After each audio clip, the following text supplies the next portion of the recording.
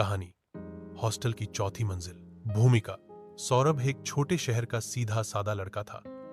जब उसका engineering college में दाखिला हुआ और पहली बार वह अपने शहर से दूर एक बड़े शहर के कॉलेज हॉस्टल में आया तो उसके मन में डर, उत्साह और उम्मीदों का मिला जुला सैलाब था। मां की गोद, पिता की डांट और छोटे भाई की शरारतें अब सिर्फ यादों में थीं।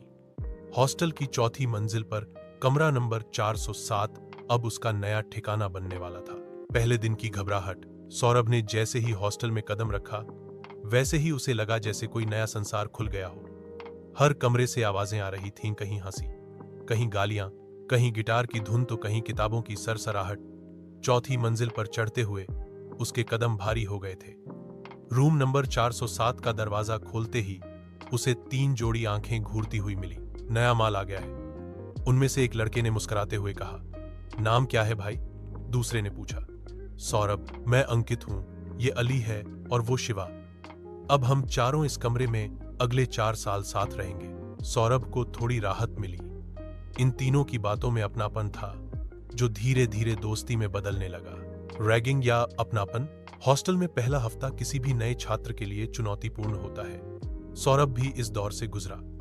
रात को सीनियर्स ने बुलाया, अजीब अजीब सवाल पूछे, कुछ नाचने को कहा तो कुछ शायरी सुनाने को।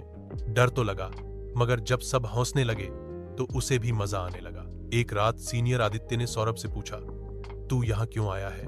पढ़ने और कुछ बनने। सौरभ ने धीरे से कहा, तब तक हार मत मानना जब तक बन ना जाए।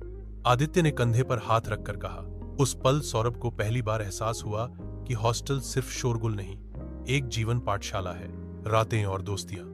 हॉस्टल की रातें किताबों और चाय से ज्यादा कहानियों और सपनों से भरी होती हैं। पढ़ाई के बहाने शुरू हुई बातचीत धीरे धीरे जीवन के गहरे मुद्दों तक पहुंच जाती। रूम 407 की चारपाइयां अब चर्चा की चौपाल बन चुकी थी।